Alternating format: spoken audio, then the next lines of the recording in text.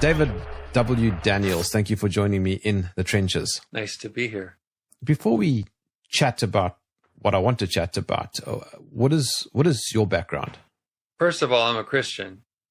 In 1972, some guy walked into the apartments where I was sitting on the grass and offered me a little chick tract called This Was Your Life. And I read it to him out loud. And he asked me if I wanted to receive Jesus as my Savior. And I said yes. And I prayed prayer in the back. And he said, go to a church that teaches Jesus Christ. So I found the first church I could find that taught Jesus Christ, one of my best friends. So I went to the Church of Jesus Christ of Latter-day Saints and became a Mormon for 4 years. Didn't even know until I was going to the stake center and found out there wasn't any stake. It was really a very boring church thing. But ultimately, after that, my dad pulled me out of the Mormon church by pulling me into the occult because he was religious science. And I went for the rest of the 8 years from 1972 to 1980, getting into various forms of the occult. Took the S training, was in Unity, religious science, and got into spirit contact and doing spells and stuff. And in 1980, on August 24th, 1980, I was calling down lightning from heaven, which I thought was exciting. And I called myself a prophet of God. That's all in my videos. You can see them all on youtube.com/@chicktracts under testimonies playlists. And after I said, I'm a prophet of God, I heard, not everyone that saith unto me, Lord, Lord, shall enter into the kingdom of heaven, but he that doeth the will of my Father, which is in heaven. Many will say to me in that day, Lord, Lord, will have I not prophesied in thy name, and have I not cast out devils and done many wonderful works? And then will I profess unto them, I never knew you. Depart from me, ye that work iniquity. And so from that point on, the Lord literally led me through a Bible chase. I went out and grabbed my Bible because I figured out that was in there somewhere, and it took a while to find it. It's all in the testimony. And the Lord led me through the scriptures. I didn't touch it. The wind blew, and I just shined my flashlight, and wherever I landed was my sin. And so I repented big time. I had received Jesus 8 years before, but I didn't know what repent was. I knew what it was 8 years later. I had lots to repent for. And after that, I became a fanatic, which is pretty much the way everybody has ever seen me ever since then. And I went to Bible college and was quickly turned away from the King James Bible into all the new stuff. And I got into textual criticism. I became a top Greek student, left Pacific Christian College, went to Fuller Seminary, got my Master of Divinity in theology with all emphasis in linguistics. My wife, my almost wife, my fiance of 5 years and 7 months, we studied all the summers of the Summer Institute of Linguistics with Wycliffe Bible translators, and I was ordained in 1987. And then the world happened, of course. We had 5 kids. We didn't go to the mission field for various reasons. And ultimately, I found out I was using the wrong Bible in the first place. So that changed my entire world. In the meantime, I'd gone through different jobs. I'd been a textbook manager for many years, and then I became a public school teacher, teaching bilingual Spanish and English. And then as I started researching, because a guy came to our church from here, Chick Publications, he came to our church and he asked me a simple question. If God did something right a first time, why does he need to do it a second? And so I started researching into the history of the King James Bible and started finding out that all the things my professors taught me weren't exactly the truth. Finally, I came to trusting the King James Bible as God's preserved words in English, and it changed my whole life. I mean, it really did. Major. And then one day, I started writing articles for Chick Publications, and they started publishing them and stuff without my byline or anything, because nobody knew who I was. And then one day in August of 2000, I was teaching kindergarten, and I heard, go to Chick Publications at 3 o'clock, and there's nobody in the room. I just dismissed all the students, and I was off for a month. It was year-round schooling. And so I came over here, and not knowing why, and ultimately ended up, Jack called me into his office. And what I found out after Jack died from his wife, from his widow, was that she had told him, you need to get David to work with you. I knew nothing about this. So I come here just by faith, literally nothing. And then he comes in and I analyze a track that's up here called In the Beginning. I told him that when I studied evolution under Dr. David Jacobs, the date was different. This is what it was, not that. Do you want me to check it? Went online, checked it, came back and said, yeah, the date I gave you was accurate. And he said, do you want to work with me? You never know how your life is going to change. From that point on, Jack let me research. And one of the things to research was the stuff that Alberto Rivera, former Jesuit priest, said true. Was he really a Jesuit priest? Is this all real? What about the stuff he said about Babylon religion? What about the Jesuit order? Is it real? And I was given authority to research it, find out if it's true, and if it's not true, to change what we have that's wrong until it is. And if we don't have something that's right, just to get rid of the book. I was given that authority as a research consultant. And Jack and I worked together for 16 years. We wrote all the Chick tracts together, and he let me write some of myself. And I actually got to write this with full research using the actual Jesuits' writings. So I guess that's what got us to today in some ways. Plus, I've had some encounters with Jesuits and did some more research that I put into this book.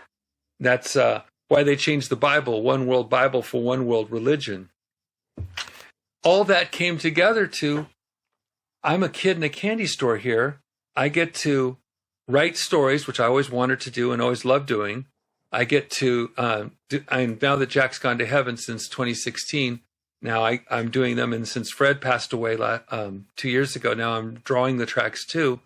I'm literally doing everything I ever wanted to do and more. And I'm a kid in a candy store, and nobody here will fire me if I find something that goes against what we believed, or even something I wrote. I literally had to rewrite one of my books because I was wrong, and we did it. And we republished it with the right information. So that's the short version. Well, when we talk about the Jesuits, who or what are we talking about? We're talking about an order that was established by a man named Ignacio or Ignatius. One of the things that people like to do, since the Catholic Church in the Middle Ages said you can't educate in any language but Latin, then when you started to do stuff with them, you had to kind of take whatever your language, your name was, and kind of adapt it into Latin. So if his name was Ignacio, it becomes Ignatius. Anyway, Ignatius was a guy who had some plans. He wanted to become a big hero, and he wanted to be a hero for Mary, and he wanted to do things for the Catholic faith. And I believe the devil had plans for the guy. And when I research his history, his own words, I mean, he tells about, when he was injured by this cannonball, that just a 1 in a million shot that shattered his leg. And the shattering of his leg stopped him from being the hero that he wanted to be as a warrior. And he was a good warrior. He was so good that the enemy was willing to take him to his family to recuperate. I mean, that's a pretty powerful guy. That's like taking George Patton and you're a German and saying, no, I don't care that you're my enemy. You're a noble man, and I will take care of you. I mean, that's admirable. There's no way around that. While he's recuperating, and he takes the hard way, he says, pull this thing out, put me on the stretcher, everything, make it happen to get me back into position. And he took the hard route because he wanted to please Mary. I mean, he was a very strong Catholic, and he loved reading the stories of the saints, and he loved romance novels. And you can see that if you ever have seen The Man of La Mancha, you know that? The Man of La Mancha? To dream the no. impossible dream. That musical? Don Quixote de la Mancha? Don Quixote? No. No? The guy. Oh, wait. I might. That last bit He's sounds that old familiar. guy in a armor, and he's got a friend on a burro. Right. That's his noble steed. Right. Okay, and he's looking for the Dulcinea, the beautiful Dulcinea, and he's just completely delusional. That was actually written about Ignatius of Loyola, because they believe that kind of that impossible dream is the dream of the Jesuit order, but that they're going to go beyond all boundaries. It sounds so positive. It really does. I mean, it makes everybody want to join. They only take certain people, really, really intelligent ones. But here's what he learned. After he started convalescing and walking and dedicating himself to Mary, giving his weapons and his armor and everything to Mary, he went on a journey and he wanted to start following Mary, and he started having visions. And personally, I believe the devil gave him those visions, just being honest, that these visions were supposed to give him a special purpose. And what he learned was how to speak in such a way that when people would listen and follow where he was going, that he could be more or less a level of mind control. In fact, the CIA later copied it. The SS later copied it. The OSS later copied it. MI6 later copied it. The KGB later copied it. Do you get where I'm going here? The Jesuit order learned a level of mind control, a way of using people's minds to make them, if they're willing, and that was a key to it, as opposed to now when they can do it when you're unwilling. They take willing people and they bring them into the order, and they become basically almost a zombie in the hands of their superior, so that their morals are whatever they're told their morals are. If God they just told that's what God, if God does it, it becomes right. Because God does it. And I am representing God to you, so I'm telling you to kill that person, so that is right. No, they don't ask questions. No, you don't ask questions. You do at the beginning, in the house of first probation. You do everything, and you go through all the different stages of what it's like during the house of first probation. That's when they watch you. You don't know that they're watching you, but if you read, say, here, this is the Constitutions of the Society of Jesus, edited by George Ganss in 1970. You can read in here. It tells you how the probation works. It tells you what they're looking for. It tells you how they're looking after you. And that's why I summarized all that stuff in this comic book, to make it really easy. Because a lot of people talk about the Jesuits, but few of them get it right. I'll just be honest. I don't like talking down other people, just to show you that the information's here. No, you're more than welcome to talk down. It makes things easier to understand. So let me just make sure I'm following. So it was started as sort of a militant wing of the Roman Catholic Church to suppress the rise of the Protestant denomination. Yes, the timing could not have been better. I mean, because the Reformation starts in 1517, then by 1536 to 1540. By 1540, finally, the Pope says, all right, these are the things that we want you to do. That the two things that they're commissioned to do, and that is to become the confessors, the person that they can go to confession to, of the powerful, and the teachers of their children. The reason is to put the Jesuit mindset into those people, so ultimately thoughts can be given to them. They can be directed and guided in such a way that they do two things. Number one, they do what the Jesuit general wants. And number two, that they're ultimately good to the Roman Catholic religion, regardless of what the Roman religion decides to do. So ultimately, they become subservient. Right. Okay. So just to double check something, because when I was doing some homework before this conversation, I saw some websites pop up saying that Ignatius was a crypto Jew. Is that correct? I don't know. I don't really care. Don't tell me about where somebody came from. Tell me what they do. That's when I'll show you the person. It's what they do that makes a difference. And again, his big thing is all to the greater glory of God. But it actually wasn't. It was to the greater glory of the Catholic Church. Well, yeah, but remember, what do you define as God? That's what the people don't get. It's just like back in the Hollywood days when they'd say, God bless everyone, and we think, oh, they're Christians. No, they're not. It's not the same God. The God of this world has blinded the minds of them that believe not. And so, which God is it? The God of this world or the Lord God? I mean, there's a difference there. And is it the bread God? Is it the God the priest says it takes this, that Jesus is called down by the priest according to the glories of Mary, the Gury? says that the priest calls down Jesus from heaven and sticks him into a wafer. I mean, is it that God, the bread God, the same bread God that you find in the Aztec and other tribes around the world? Or is it the Lord God, the creator of heavens and earth? It's different gods.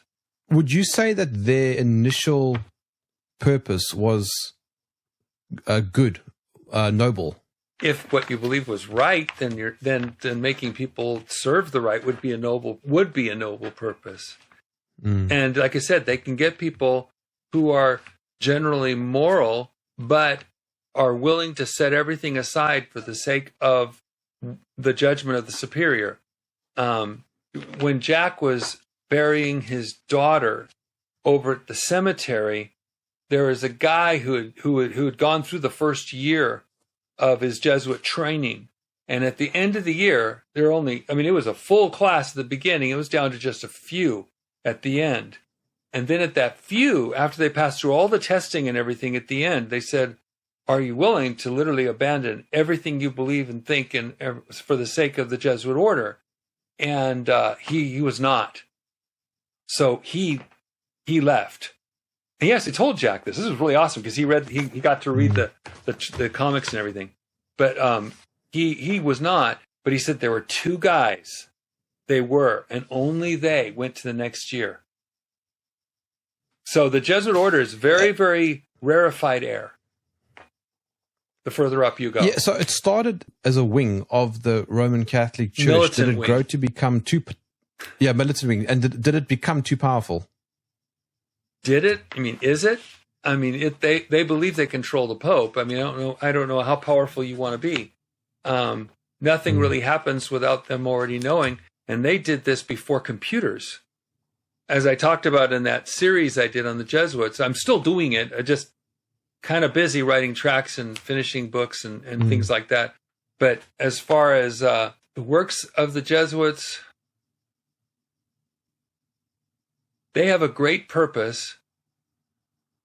And supposedly it's to serve the Pope, but I really believe it's to serve the Jesuit general.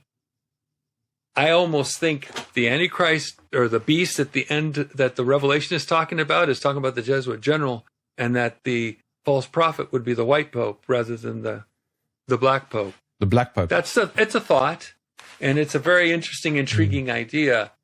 How could they have more power than they have right now? The Pope himself is a Jesuit priest. And he's got more power than the public-facing pope, the white pope. Oh, yeah. As we saw through those 1800s books that I talk about in the video series, there are confessionals that bring information then that information goes through a network up to the Jesuit general. Now I'm sure it's computerized. You know, years ago, this was a controversial tract. My name in the Vatican? That was supposed to be controversial. Now it's like, my name not in the Vatican? Of course it is. We got databases. Computers can do that so easily. We could have done that with 286 computers. But they did it with paper. And they had ways of combining information and getting stuff. Jack told me here in this office, when he was in World War II, there was an officer in Canada who went to confession, and he was part of a future invasion against Germany. And he told his confessor that went all the way up the line, and the Germans were ready. It was the only leak. That confession was the leak itself. The confessional is an amazing ability, not just for the regular Catholic Church, but the Jesuit general gets those reports. What does it mean when you say they're powerful? I mean, are we talking a metaphorical power, or are we talking actual geopolitical power? Okay, that's an interesting question. If you can put a Jesuit as number 2 man, the quiet guy behind the scenes, to almost every world leader, or maybe 12, like when Clinton was president, there were 12 of them. How much influencing can you do? How much policy influencing can you do? Let's say the Jesuits have an investment in armaments. Then they could get the right people to say, you know, you really need to go against that country. That country is a bad country, and you need to go against them. Here's some information you need to know. It doesn't have to be true, because Jesuits don't have to tell the truth. The truth is whatever they were told to tell. There's amazing ability to manipulate people by lies. and partial truths and 99% truths. And when you surround all the world leaders, again, the confessors of the powerful, what if they're not Catholics? Well, then advisors, basically the same thing. And the teachers of their children, because those children are going to be fully indoctrinated into the Catholic service as well. And some of them will be incorporated into the Jesuits. Remember, the thing about crypto Jew and all that stuff is interesting, but remember Anthony Fauci? I have a picture of him with an award with his wife, who's also the head of bioethics, which is really an interesting conflict of interest. But they just got an award by the Jesuits for their service to the Jesuit order, well, a couple years ago. And they called them senior Jesuits. And Fauci's education was elementary through high school. And then he talks about some other things. And he says that was some of the most important education he ever had. I have a video of him saying that to the school. So, I mean, I know that's true. And he's a Jew, except he now says he's not a religious Jew. I mean, just by genetics, not by anything else. I think it was Thomas Jefferson who said something about the Jesuits also. There's so many quotes in the Founding Fathers, and Samuel Morse also spoke about the Jesuits. Abraham Lincoln spoke about the Jesuits. Yeah, there's a lot of quotes. I don't have them all in my hands. And you were saying the Jesuits get behind a number of world leaders. Are we talking like right across the world? Yeah, evidently they got behind Stalin, got behind Pol Pot, got behind Mao. Yeah, just basically all over the place. They go all over the world. Hitler too, I believe. Yes, most definitely. Mein Kampf was basically written by Bernhard Stempfel, and that was a Jesuit priest. The SS was put together under the auspices of Jesuit uncle of that Himmler that did the Jesuit did the SS. His uncle, anyways, the uncle was a Jesuit priest, and his stuff came into that. Cecil Rhodes, you know Rhodesia? You're in Africa. Okay, Rhodesia. Cecil Rhodes, Zimbabwe now. He created 8 wills. And those 8 wills that he created, especially the 8th one, were founded following the constitutions of the Jesuit order. They called him... You're saying Cecil John Rhodes? Yeah. Cecil John Rhodes was a Jesuit? I don't know that he was a Jesuit. I just know that he utilized the Jesuits' information. Cool. I remember there's 4 types of Jesuits. So if you want to talk about the types of Jesuits... Yeah, what are those types? Okay, well, a type 1, of course, is a priest. That's the first class. It's called the professed. So they have SJ after their names. So like when I studied Greek, when you get high enough, you got a Jesuit teaching you. Maximilian Zerwick, SJ, Society of Jesus. So the people who get the SJ after their name, they're the Jesuit priests. So here, when I studied, the Zerwick Grosvenor was supposed to be the greatest thing. Max Zerwick, there's the same Jesuit right there. So people get into advanced Greek, or starting in 1966, as I wrote about in this book, why they changed the Bible, one world Bible for one world religion. I tell about the Jesuits all the way through this and how they had to do with Bible translation. But right here is Carlo Maria Martini, S.J. He was insisted upon by Eugene Nida, the father of the modern linguistics movement, to be a part of the Bible translation groups. And then suddenly, after they did their work, starting with the United Bible Society 3rd edition up to the present, the Roman Catholics and the Protestants have used the exact same Greek text, despite the fact that the compromise only came from the Protestant side. And it always is that way. So anyway, the professor of the SJ, there are only a few Jesuits that make it to that class. The vast majority are not priests. And they take the 4 vows: obedience, poverty, chastity, and special obedience to the Pope. Of course, I always wonder which Pope they're talking about. The second class... The second class is called formed coadjutors. Coadjutor is an interesting word, but there are 2 kinds, okay? The first one is spiritual coadjutors. Those are lesser priests. They can hear confessions, they can preach, and they can teach. That's the end of how far they can go. They're still Jesuits. They're called formed spiritual coadjutors. Then there's temporal, like worldly, temporal coadjutors. They're at the bottom of the barrel. They have no spiritual authority. They're cooks. Think about this. Cooks, guardians, people who clean your yard, as long as they live for the greater glory of God. So if they're intelligence people, remember a difference between an intelligence and a spy. A person who's an intelligence operator is just gathering stuff, right? He's just gathering information. But if you have a spy doing more work than that, then they also report extra things and they're agents, full agents. These aren't like full agents. These are like the ones who observe. Like we had a lady here in California named Diane Feinstein. For 20 years, the driver she had was from China. It's the same kind of thing. A person of the Chinese, connected with the Chinese Communist Party. It's the same kind of thing. You get a person who's your driver, a person that you trust, the person you just don't even notice, the person who cleans your office while you're talking about important things. Those can be Jesuits. Those are temporal coadjutors. Does that help? And then third. Yeah, so they're the information gatherers. They're the information gatherers. Yeah, they're one kind, but dedicated information gatherers. So even like when I mentioned the house of first probation, when a person's first been accepted to be tried to see if they're under probation, to see if they can become a Jesuit, and they're observing them, all the people around the house, all the people around the yard, everywhere they go, cleaning the bathrooms, everything, they're all Jesuits. And they're all reporting that information, and they're developing a psychological profile. They did this long before modern psychology. That's how developed the system was. Just to clarify something, yeah, though. Sure. Just to clarify something, if you don't mind. Didn't one of the popes officially abandon the Jesuit order? Hey, have you ever watched Mission Impossible? Yes. If you or any of your IM force is caught or compromised, the secretary will disavow knowledge of your actions, right?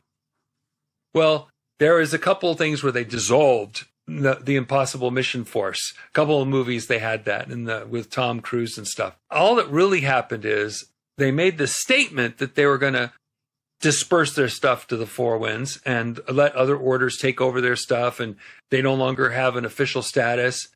But doing it is a lot harder than saying it when they're worldwide, country after country.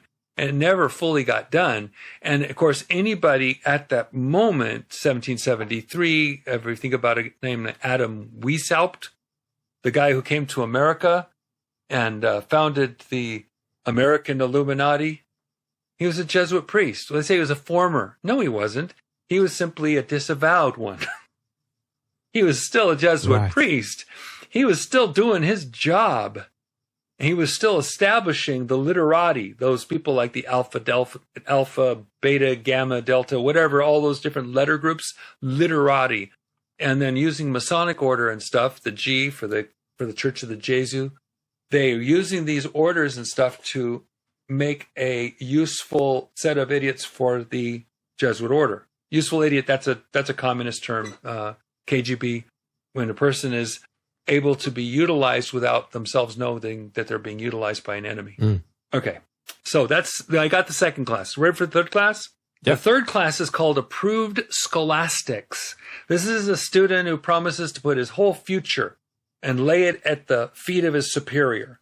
So after his 10 to 14 years of actual study, so these are scholastics, they wanted Clinton to become one. They wanted it to start by become a Jesuit brother, and he was approached, and I have it from Clinton's own mouth, from his own stuff. I accidentally found myself on the government printing office on an open web page, and I found their documents, and I started going, hey, can I find the next page and the next page and the previous ones? And I saved all of it and cataloged it all. But so he goes out and he's having a hamburger because he loved hamburgers when he was going to Georgetown University. And a teacher sits him down and he said, have you considered becoming a Jesuit? And he said, wouldn't I have to become a Catholic first? He said, you're not Catholic? I said, no, I'm a Baptist.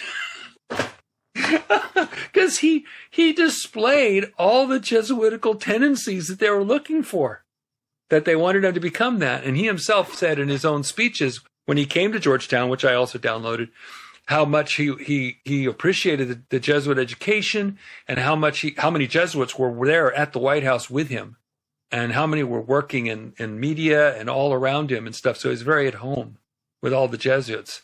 All right, so proof scholastics are a student who promised to lay that future at the hand of the superior, right? So whether he becomes a priest or a janitor, he has to trust that the superior speaks on the behalf of God. So that's a scholastic. That's 10 to 14 years worth of training. And Ignatius would say, basically, give me a child when he's 4 or whatever, I'll give you a Jesuit for life. They want to train him up, and they make him into what they want. Again, teachers of their children. The 4th class, that's the hard one. It's called still indifferent. That means, and again, this is all in this book, okay? There's a great story about how this one got, how did we get an actual Jesuit book here? Anyway, still indifferent has not been decided where these people are going. So they have to still trust their superior as God and wait for his decision, no matter how long it takes. But I add a 5th class. I've done this because of all the research I've done always leads me to a 5th group that's separate from all the others. And I just call it Jesuit educated. They're educated by Jesuit teachings and Jesuit methods. They may not even know it's Jesuitical. I had a student I was teaching Greek to, and I was telling them they're going to Bible college. I said, sooner or later you're going to have something from Zerwick, Maximilian Zerwick, and the next week came back with Maximilian Zerwick's books. And I said, go to your teacher and ask if they know what that means. The SJ. Well, it was SI, because Jesu with an I instead of a J. But went and said, do you know what that means? Oh, no, I don't know. I don't know if it was true or not. But they don't even know if it's Jesuitical necessarily, but there are millions of Type 5 Jesuits. In seminary, we were being taught Jesuitical stuff. We just didn't know it was Jesuitical. We didn't know what it meant, didn't know where it came from. It was simply the teaching. And that's why there are millions of people who are backing and following through this educational system, that the Jesuits don't have to do it. It's like the Mafia Don. The Mafia Don doesn't personally kill anyone. He has everyone else do it for him. The Jesuit gets other people manipulated so they do the dirty work for them. Only the very few things that are very specific and need a lot of high expertise do they do themselves. What is the ultimate goal then? I mean, if they're infiltrating all over the place, like you've been explaining, to what end? Ultimate subservience to the Pope. They want the Catholic Church to rule the world. And they've got over 1 billion people, or 2 billion, or whatever the number is. Are we talking about Roman Catholics? Nominal, at least nominal? Yeah. Oh, definitely. And do they want that? Yeah. The Bible says that the whore of Babylon is going to take over the world, but only reason it's going to do it is not because of their efforts. It's because God sends them strong delusion. 2 Thessalonians chapter 2. For this purpose, God sends them strong delusion that they should believe the lie, that they all may be condemned to believe not the truth, but had pleasure in wickedness. So the people who refused the gospel at that time will absolutely fall in line. That's the way it's going to be. That's what the Bible says. So, I mean, it's going to happen. So that infiltration strategy that they're so good at, is that one of the reasons why the Roman Catholic Church appears so unified and all Protestant churches seem so splintered? See, that's the thing. They're not unified. They're only unified in calling the church mother. They don't agree with anything. One of the things they talk about is semper eadem. Do you know that saying? Semper eadem. It means forever the same. They teach that everything that is accepted as a dogma in the Roman Catholic religion was always and everywhere believed by all, which is completely a lie. Because usually there's all these different people with all these different thoughts, as that Jesuit priest told me himself, who was teaching me Spanish in Mexico back in 1981, that they run the Pope. They get the consensus, they get this general idea where they want the Pope to go, and then they influence the Pope to go that way. And then eventually the Pope announces it as a dogma or doctrine, and then people believe it. And the Jesuit order is pulling the strings. They got the hand up the doll. Who funds them? The Vatican? I'm sure they get funded by lots of different means, black ops and other things. Just like they get on both sides of every battle, so they're always making money if they need to make money. There's a book called the Secreta Moneta. Have you heard of that? No. The Secreta Moneta. You can go online if it's not taken down. And if it is, ask me and I'll send it to you. The Secreta Moneta is the secret doctrine of the Jesuits. It's the one that was so secret that when a guy down in South America found it, it was under the bed he was staying in. He regularly stayed in this hotel, and there was this bed he liked, and they loved him, and he was a nice guy. And he felt this funny lump, and so he reaches underneath and he finds this book, and he translates it, and it's the secret doctrines of the Jesuit order. And after he realizes what it is and how powerful it is, he closes it back up and puts it back, and he takes off. Well, the Jesuit comes back realizing he'd left it there, and he gets it out, and he knows it's been manipulated. Because again, they're like the early before CIA. They're very cognizant of everything. And so he knows it's been tampered with. He knows it's been touched. And so he finds who was in this room. And they start a nationwide manhunt for him.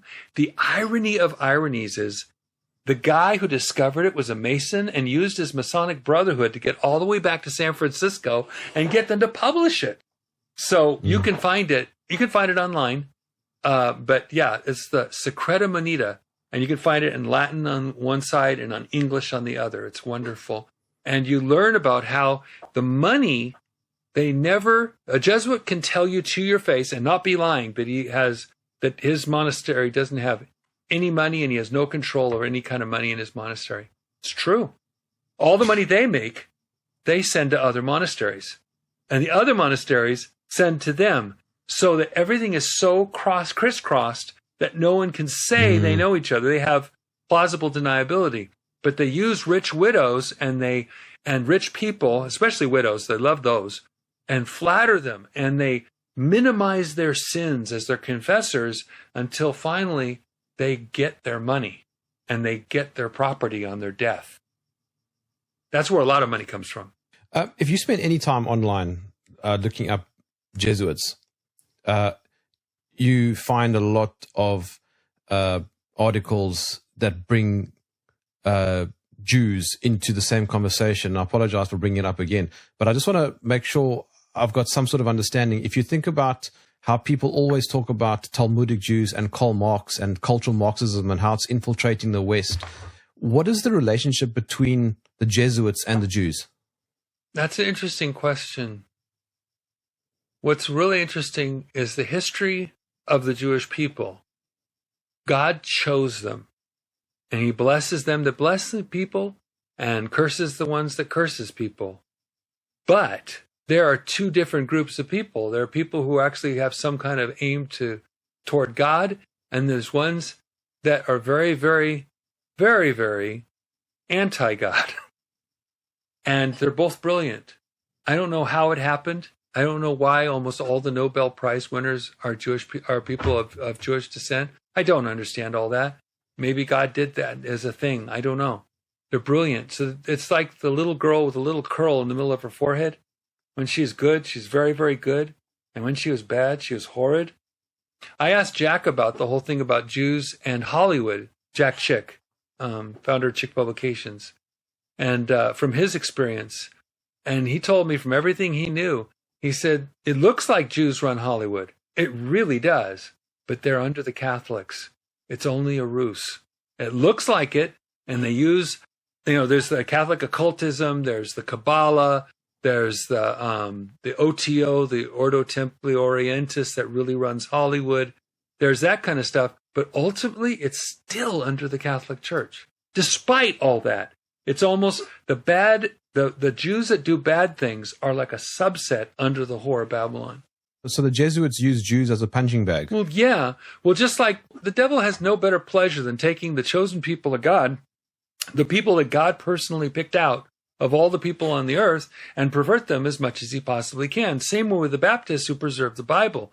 Some people who are Anabaptists or Baptists, to their deaths, preserve their Bibles against the Catholic Church. And so what did the devil do?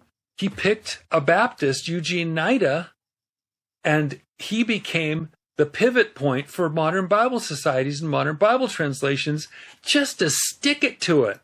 Why not pick a Baptist? Why pick somebody who's on the fringes? No, pick a Baptist. What could be more insulting than take a Baptist himself and destroy it? It's kind of like the purpose-driven church, Rick Warren, and his occultic connections and all that kind of stuff that's happened with him, and his connection with Robert Schuller and all that. He's considered a Baptist. The devil loves using people that God chooses, using people that God has done great things with, and picking somebody out, maybe binos, Baptist in name only, or maybe, Jews in name, kind of ginos, I don't know, Jews in name only. They have a name as Jews, and they're willing to be patsies, and just like scientists and other things for evil, but other ones do really good things, wonderful things, and they're precious souls, all of them, including the Roman Catholics who need Jesus Christ. So do the Jesuits try to infiltrate Protestant churches around the world? Yeah, that's their job. Their job is to infiltrate everything, everywhere, every time, not to leave anything uninfiltrated. Because again, the Jesuit general is responsible and has been for centuries for understanding what's going on in the entire globe, all around, every country, everything that they can get their fingers into, they do. And they did. They got into China real early, and anyway, that's too many stories.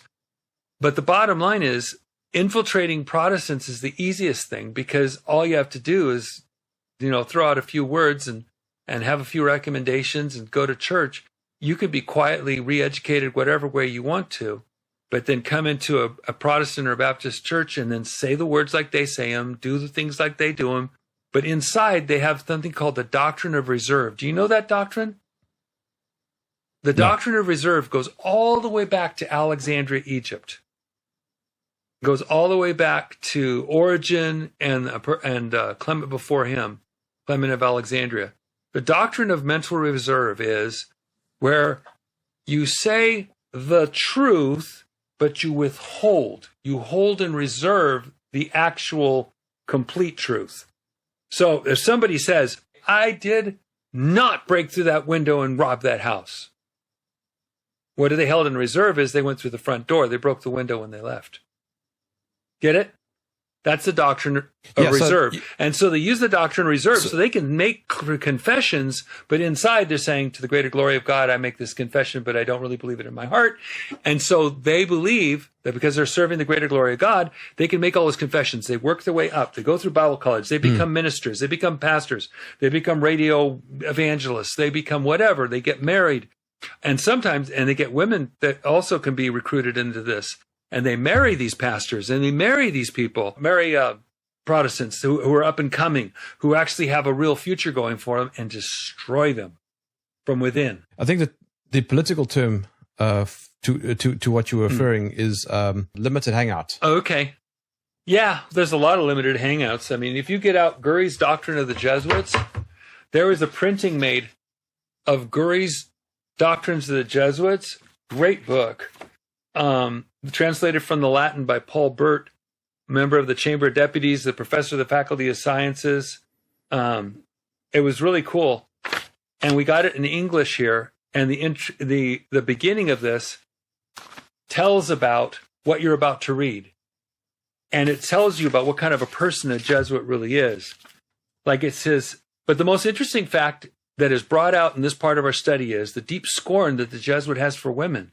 In the daily practice of life, there is no kind of mystic caresses nor wheedling undulations of voice and gesture that he does not resort to in order to seduce her. But at the same time, Gury says in this book, better feel the evil will of a man than the good will of a woman. They're given this. It says, if he does not know what is love, the Jesuit, nor even decency, no more does he know what is delicacy, generosity, devotedness, friendship, personal dignity, civic duty, love of country. He ignores so thoroughly these noble things he doesn't even know their name. You'll not find a single word of these in Gury's volumes. Everything that makes the heart of humanity palpitate leaves him cool. He degrades everything he touches, suppressing conscience, delivering free will into the hands of a director, practicing deceit, even towards the confessor, who by him is suspected of being tinged with secularism. And he goes on and on. Trust him not, O young maiden. If thy fortune disappears, or if his increases, he'll abandon thee without remorse, with authority from his director. Trust him not even if he marries thee, for he can, by the simplest of processes, sever the bond 2 months after marriage if he declares its requirements not to have been fulfilled, and leave thee mercilessly and dishonored. Goes on to his child. Don't trust him if he's your dad. Don't believe under the thought that he's pious in his promises, nor in his oath when he sells something to you. Those are little peccadillos permitted to merchants. Beware of him, all of you, and avoid him as the plague. Neither your goods, nor your life, nor your honor are in safety with him. Last one. The laws exist no more for him. Neither the civil law, nor the sacred ties of the family, neither the laws of honor, nor anything constituting that cement which binds together the elements of society. That's the preface to this. Then after this, you read the actual doctrines that Gury wrote for the Jesuits, how they minimize sin and make it something that they can participate in. Amazing. Do Jesuits ever leave the order? Yes, not many. Very few. Most would probably die. Very few have. I've talked about a couple. And if you go to my Jesuit series on YouTube, you can see a couple of them that left it. One literally just found out the secrets of what the order was doing by being in the wrong room at the right time and having to have a particular expertise at writing shorthand, and had paper and pencil right there because he realized that was the place where people watched people for intelligence gathering, for learning about them. And when he listened to them, he found out their plans for global domination. Then he very quietly and stealthily, and there's a whole story about it, I did it in a couple of videos, fled for his life and came ultimately to England. You know, England has been a refuge for a lot of people who've left different things like the Jesuit order. America, they eventually got Alberto Rivera. One of his old best friends poisoned him, and he had to have a stomach pump that night, and it took him 4 years to die. It was really heavy. But yeah, they often get him back. They have different ways of doing it. But there are a few, and thankfully in the 1800s, transportation was a little less advanced, and so some were able to get away and got their books. So because of the Jesuits' connection to Rome, and of course, by extension, Italy, do the Jesuits control a lot of high-level mafia? Well, the way Jack Chick explained it to me, it was really simple years and years ago, and I've never found anything to contradict it. In a large way, the mafia is kind of like a financial arm of the Catholic Church. So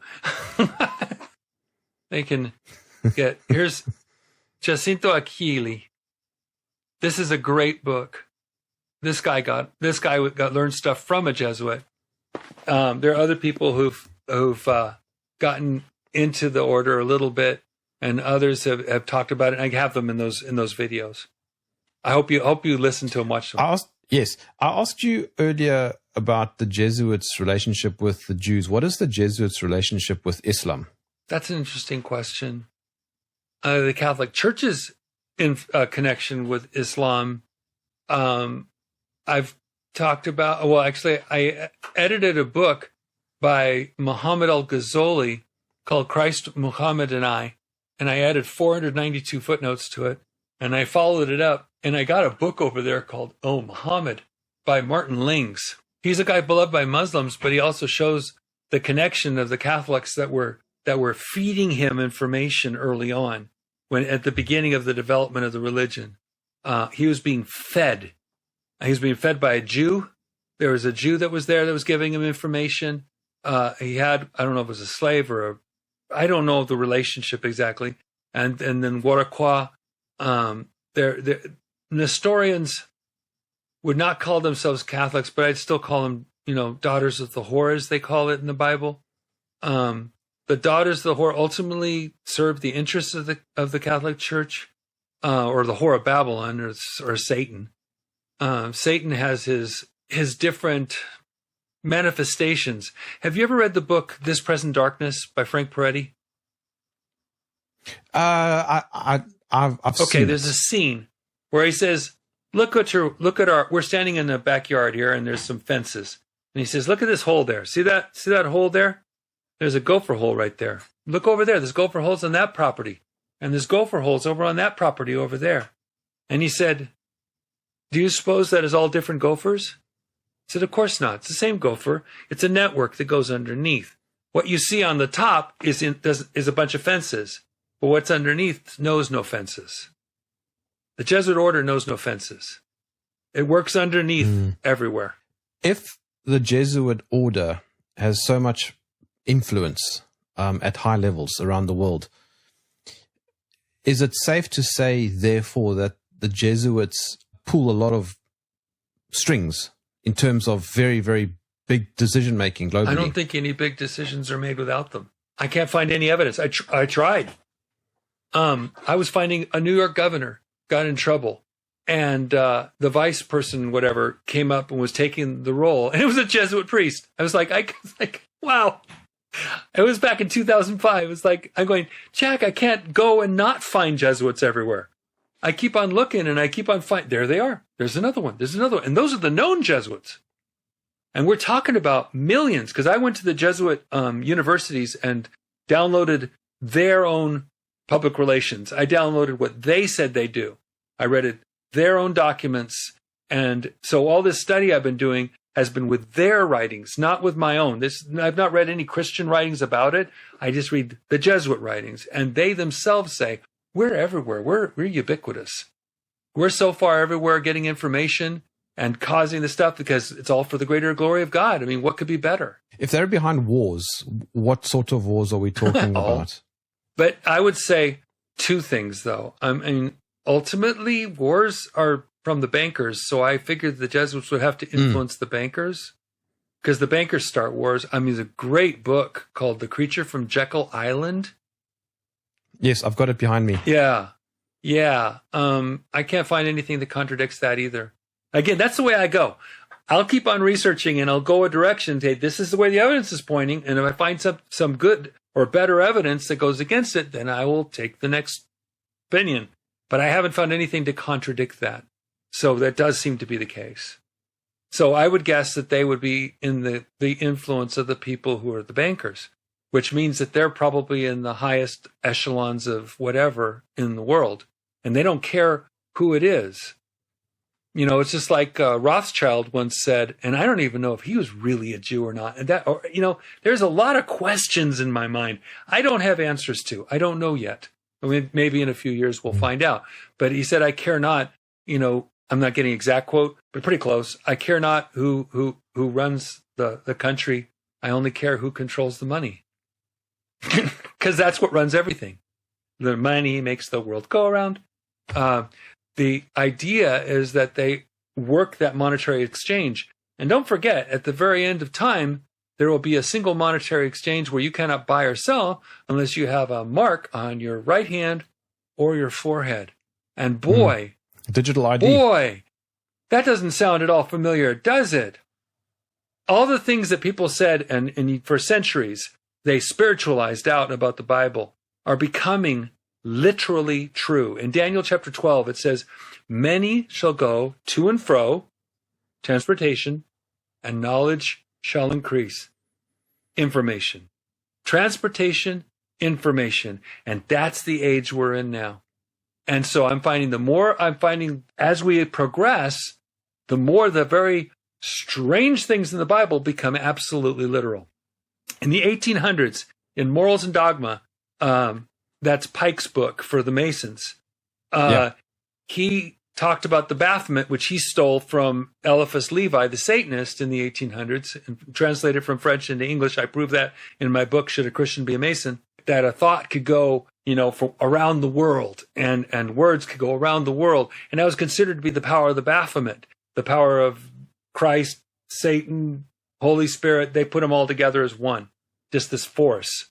and Satan and Abraxas. And we go on. I don't want to go on. The Ouroboros. But now we just call it cell phones. Now we just call it internet. I'm talking to you. You're in South Africa. I'm in Southern California. How far away is that? How likely was it 100 years ago that we would be doing this? It's all happening. Not likely. It's all happening, and it's all being influenced. You mentioned Pike, and I speak under correction. If memory serves, FBI director, what's his name, J. Edgar Hoover. He had a bust of Pike in his office for many years. Probably, and there's a big statue of him. J. Edgar, I beg your pardon, J. Edgar. J. Edgar Hoover. Yeah, and there's a giant full statue of him in Washington D.C. And of course, he's honored in the Masonic temple there too. Is that why there's a little pyramid on the back of a US dollar with some eye on it and some Latin? I used to think that was such a conspiracy theory. Because, by the way, conspiracy theory was a term developed by the CIA about anybody who questioned the way the President Kennedy died. I find that just the hilarity of that. The Warren Commission. The hilarity of that. But that's another story. It turned out that when FDR, 33rd degree Mason, became president, he set up in 1933, because that's a Masonic year, 33, 66, and 99, to change the currency. And then he brought in stuff from the past and then brought it in together and made the dollar bill the way we have it today, and various other currency and other things. So there's a link to Jesuits. Oh, yeah. Yeah, because remember, like I said, the G inside the compasses and square of the Jesuits, according to the Jesuits, the G is Jesu, the Church of the Jesu, because the G is pronounced J. The Church of the Jesu is the head of the Jesuit order, the main building of the Jesuit order in Rome, which I tell about in one of my videos. I show you pictures of it. I suppose the ultimate irony is that the Society of Jesus has absolutely nothing to do with Jesus. It has to do with the false Jesus. It has to do with the bread Jesus, the Jesus that a priest has power over, the Jesus that can be called down from their heaven into a wafer and then be eaten. The Jesus that is a little fiery God that is controlled by his goddess mother, and has to be placated. And then if she's placated enough, then she will be the merciful one to get angry little Jesus man to calm down and do nice things. That's a different Jesus. And that's what Galatians calls another Jesus. Are there risks to having conversations like this? There are always risks. The question is it worth it to talk about the truth? And again, I'm not saying anything that's not already everywhere. It's all over the place. I published it and all my books are all out. There's nothing unusual about it. The fact is, the angle that we use makes all the difference, I think. I think it really does. If you're trying to just rabble-rouse and cause a political movement, then of course they're going to squash you like a bug. But if you say these are precious souls, every last one of them, if they're breathing, they're still a precious soul that needs Jesus. Oh, I got in so much trouble with some guy. Some guy was very unhappy that I said, I wish even Hitler would get saved. Well, I want everybody to get saved. I cannot make an exception no matter how awful a person is. Otherwise, then what's grace? And what is the whole idea of salvation? Jesus took all our sins on him. Do I think they're going to? Well, probably not. But that's not the point. The point of the gospel is that we care about the souls of the people. Oh, it's a hate crime. That's one of the big things that they made up. What a great story to make up, hate crime. No, if I hated people, I'd say let them go to hell and I won't do a thing. I won't do a thing to help them. The bridge is out and I'm not going to put up a sign. Bridge is out and I'm not going to run out in the street. I'm not going to shine flashlights and say, stop, the bridge is out. That would be hate. Love is saying the bridge is out and I'm willing to put myself out there to tell you so. Every one of these people I've mentioned needs Christ. And a few of the people who left the Jesuit order thankfully got Christ, and probably his angels were protecting them. I would not doubt. I think there's some people that were literally protected by angels when they found out what they did and were able to reveal what they did. But at the same time, if they're saved, if they have Jesus, whether they live or whether they die, they are the Lord's. They go straight into his presence, and they have no worries. Is the Jesuit order a snowball that's rolling down a hill? I think everything's a snowball rolling down a hill right now. I think time is a snowball rolling down a hill. We have so little time left. It is so important that we do what we can to spread the gospel of Jesus Christ, to tell people there is hope after this life in all there is. And it's not about political movements. Do your thing, do your political thing, that's fine. But take care of your eternity, because that's the most important thing. I think that's what's more important than anything else, because I think God can bring revival. And with revival, whole social movements happen. The First Great Awakening, the Second Great Awakening that happened in America, those were huge, and they were brought back to the Bible. They believed this book and were willing to follow it instead of any man-made doctrines. And when they did, they treated each other better. They were nicer to people. I mean, look what happened with slavery. I mean, that was taken care of in this country a long time ago, where there's still white slavery in Muslim countries because they don't have the same God. If they did, if they served the right God, they'd know that they were not to do that. They would treat them as brothers, like the Onesimus in the book Philemon in the New Testament. There's so many things that could happen. So yeah, history is spiraling down, or woman with birth pains. You could get all different terms you can use. But there is going to be a point where God's going to say, okay, enough's enough. Everybody out of the pool. And a lot of people don't know. A lot of people don't know that there's a lot of black on black slavery in Africa. Oh, yeah, there's slavery of every kind. One of the biggest slaveries is child slavery. And that's what the elites are doing right now. And that's what's been coming out in the last few years. You're going to find out more about it. I don't have to tell you a thing. You'll find out about it. You'll see human trafficking like you've never seen before. You'll find out what these big movements have been doing. You'll find out why they've cordoned off parts of the ocean, why ships go by in the night. You'll find out all sorts of stuff that's been going on. Things like even Mel Gibson once said, when he didn't get any good accolades for telling the truth, that they trade kids more than money in Hollywood. There is so much human trafficking. That's one of the biggest sins that's going to come out. But it is all going to come out in the wash. I really believe so. And I believe for God bringing revival. I like Mel Gibson. Isn't he a Catholic? Yes, he is. He's a Tridentine, though. That doesn't mean he's not a Catholic. It just means he doesn't like Vatican II and all that stuff. When the Catholic Church takes over, it doesn't matter if it's a conservative or a liberal. It doesn't matter one side or another side. The Whore of Babylon ultimately is going to take over, but God isn't going to happen until God says so. So I just say, do what you do. Be kind to everyone, no matter what group they are from. Be good to them as best you can, and live a life that is pleasing to God. God will have to take care of the rest. If I wanted to keep up with your work, how would I do that? Well, first thing, like I said, I got over 380 videos. We have over 400 on the website, on our YouTube channel, youtube.com/ and then the @ Chick Tracts, ChickTracts. That's one big word. And there's, like I said, there's all those videos. You can click on playlists and you can see them, or you can even, in the sub thing, if you're in Windows, there's a little magnifying glass. Click that and you can type any words. And I subtitled almost every video. So you can even look up for the words and find a video that you want to do. There's also chick.com, www.chick.com. And we have bajillions of articles and things and stuff online.